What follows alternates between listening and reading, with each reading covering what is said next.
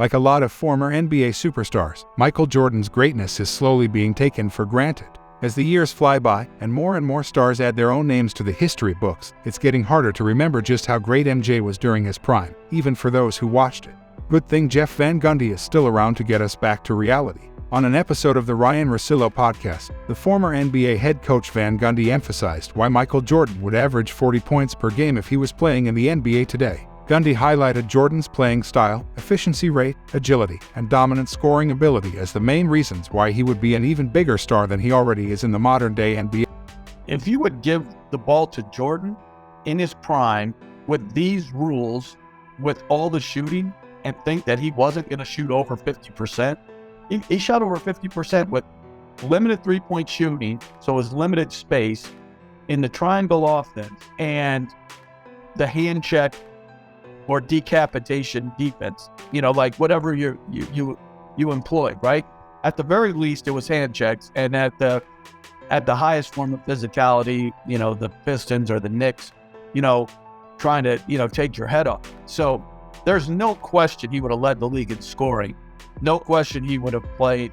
He would have shot over 50%, lived at the free throw line. And like you said, I think he absolutely would have been an outstanding three-point shooter because of, practice, work, and it just being a more emphasized point of view.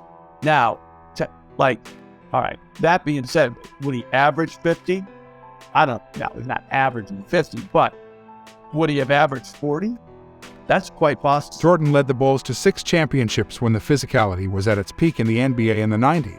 While tech calls are handed for verbal disagreement in today's league, the 90s were a completely different affair. Moreover, Michael Jordan had a remarkably applauded trait of adjusting his game as per the change in rules. Now with the game focusing more on three-point shooting, there is no doubt that the Hall of Famer would have a better efficiency rate than 32.7 career three-point percent in the modern-day NBA.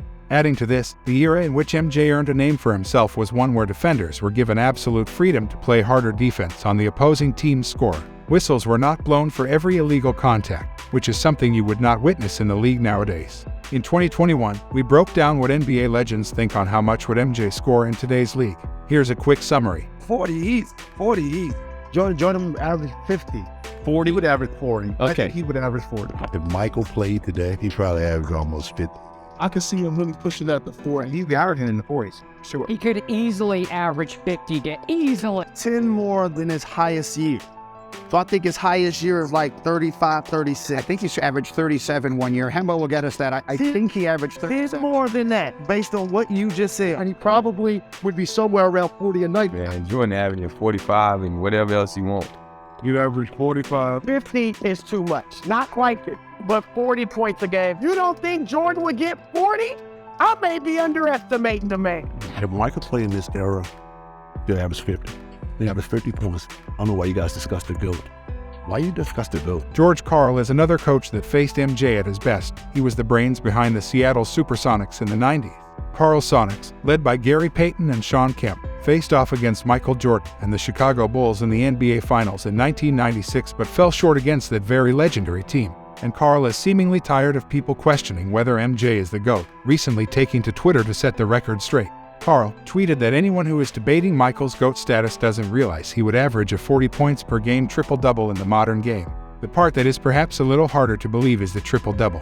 Though, in this fast-paced NBA, the great shooters and skill level around the NBA, it could make sense. Jordan won the scoring titles 10 times in his career and averaged a mere 8.7 free throws per game in a period where defenders would literally wrestle their way for the ball. Despite the NBA favoring the defensive players and their nature to attack the ball and the player, especially in the paint, MJ managed to average 28.2 points, 6.5 boards, and 5.9 assists per game already in his rookie season. This gives an idea of how Jordan fought hard to find a way to score against the tougher and more physical rules. Tell us in the comments, how much do you think Jordan would score in today's NBA? If you enjoy this video, hit the like button, share, and subscribe.